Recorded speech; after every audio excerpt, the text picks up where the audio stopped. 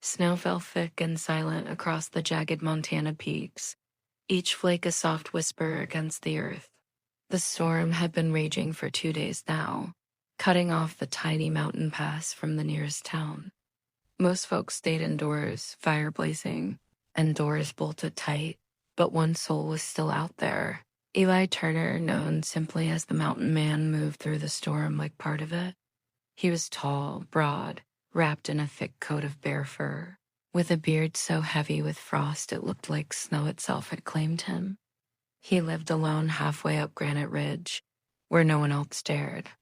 Folks said he'd lost everything years ago, wife, child, and reason to care, until that night. Eli was cutting wood outside his cabin when he saw a figure stumbling through the snow. At first, he thought it was a stray elk or a lost traveler. But as it drew closer, he saw a woman, thin, trembling, clothes soaked through. Her arms clutched a small bundle wrapped in a blanket. Asterisk. Help, she cried weakly, voice cracking like brittle ice. Please, my boy, he's cold. Please. Asterisk. Eli dropped his axe instantly and trudged toward her. She fell into his arms, shivering and sobbing, the bundle still pressed tightly to her chest. Asterisk inside, he laid her near the fire, his rough hand surprisingly gentle as he helped her peel off the wet rags she wore. The bundle she carried was a small child, maybe 5 years old, pale, still. Asterisk. Eli's stomach twisted. He'd seen that look before on his own son, years ago. Asterisk. The woman's lips trembled. He was sick. I tried to bring him to the town doctor, but the bridge washed out. We got stuck. I couldn't. She broke into choking sobs. Please, sir. Please just bury him proper. I don't have the strength. Asterisk. Eli stared at her hollow cheeks, frostbitten fingers, and desperate eyes. The mountain wind howled outside like it carried ghosts, and something deep inside him, something long frozen, shifted. Asterisk. He took a long breath. What's your name, Mom? Asterisk. Mary Collins. Asterisk. Eli nodded slowly. I'll take care of him. But first let's get you warm. Asterisk. Mary refused to eat at first. She just sat by the fire, rocking the little boy's body in her arms. Eli cooked venison stew anyway and set a bowl beside her. Asterisk. He wouldn't want you starving. Eli said quietly. Asterisk. Mary looked at him through tears. He's all I had. My husband passed last winter. The fever took him. Now I have no one. Asterisk. Eli swallowed hard. You're not alone tonight. Asterisk. He left her there, lighting another lantern before stepping outside. The snow had calmed to a light flurry, and the forest stood silent beneath a silver moon. Eli grabbed his shovel. Asterisk. He began digging just beyond the cabin, near the line of tall pines. Each strike of the shovel felt heavier than the last, the cold biting into his bones. As he dug, his mind wandered back to a grave not far from here, marked by a single wooden cross. His wife and son lost to a winter fever long ago. Asterisk. He stopped, leaning on the shovel. Maybe this is my punishment, he thought. To bury the broken one's fate keeps sending my way. Asterisk. But something about Mary's voice, the tremor of it, kept echoing in his head. Please bury my child. Not help me, not save me, just bury him. A mother's final surrender. Eli couldn't stand it. He looked up at the cabin window. Mary's shadow was still there, small and trembling.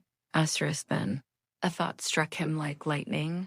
Asterisk. He dropped the shovel and stormed back inside. Asterisk. Mary, he said, kneeling beside her. When did the boy last breathe? Asterisk. She blinked through tears, confused. He stopped just before I saw your light. Maybe half an hour ago. Asterisk. Eli felt his heart thud. He pressed his fingers against the boy's neck, cold, yes, but not stiff.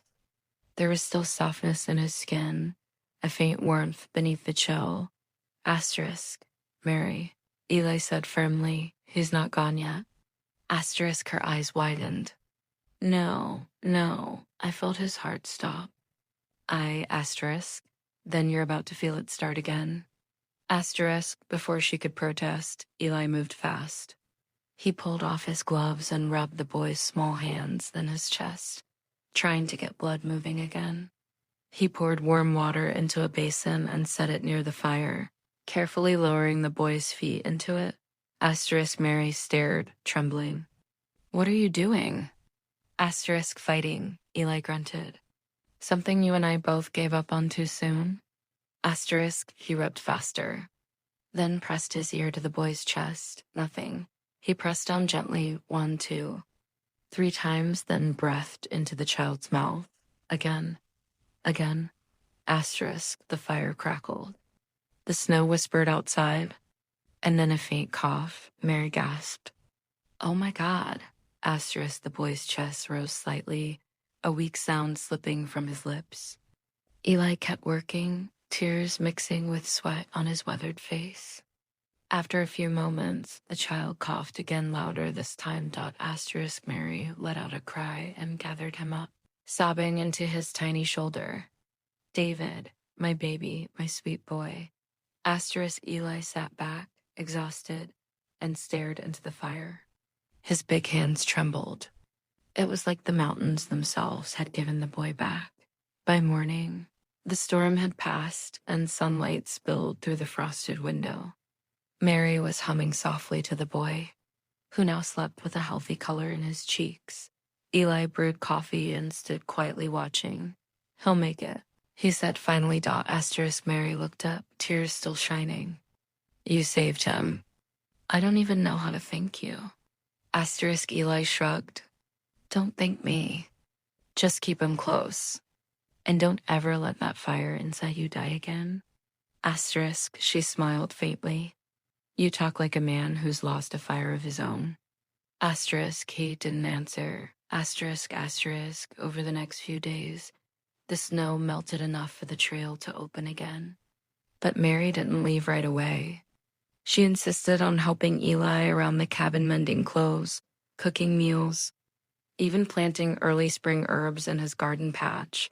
Asterisk, the boy David followed Eli everywhere, fascinated by his tools and traps. Asterisk, Mr. Turner, David said one morning, tugging at Eli's coat. Did you ever have kids?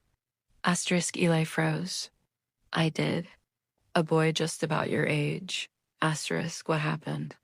Asterisk, Eli's eyes softened. He went where the angels are, but I think he'd be mighty glad I met you. David smiled and went back to carving wood with his little knife. Mary watched from the doorway. She could see something healing in both of them, the way Eli's shoulders weren't quite so heavy, the way he almost smiled now and then. Asterisk, that evening, as the sun dipped behind the peaks, Mary approached him outside. Asterisk, you could have buried us both that night, she said quietly. Instead, you gave us life again. Asterisk, Eli looked at her for a long time. Maybe you gave me the same. Asterisk, she blushed, glancing away. When the trail clears, I'll need to find a place in town. Maybe a job. David needs asterisk, asterisk. Stay here, Eli interrupted softly. Asterisk, Mary blinked. What? Asterisk, I've got more land than I can work. Cabin's got room. You and the boy, you don't owe me a thing. But this place could use laughter again. Asterisk, tears filled her eyes. Eli, I can't just asterisk. You can, he said. And maybe you should. Asterisk, asterisk, weeks passed. The snow gave way to spring, wildflowers painting the slopes with color. Mary stayed, and so did David. Together, they turned Eli's lonely cabin into a home again.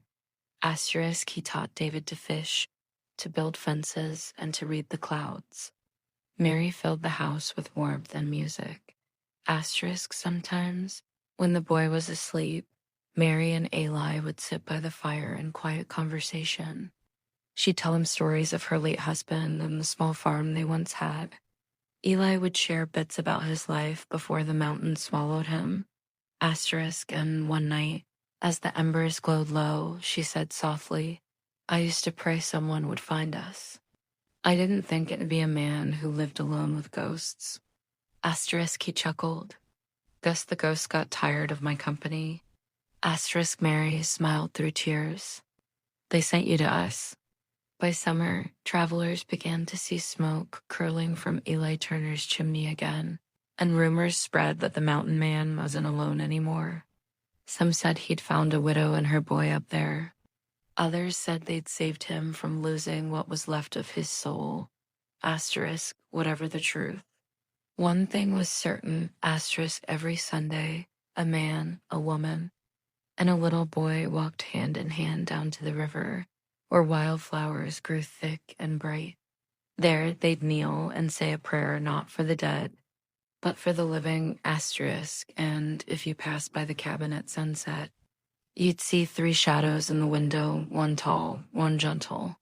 One small framed by golden light and laughter, for the first time in years. Eli Turner's home wasn't just a shelter in the mountains, it was a family. Moral of this story, even in the coldest winters of life, one act of compassion can awaken warmth we thought was gone forever. Love, like fire, only dies when we stop feeding it.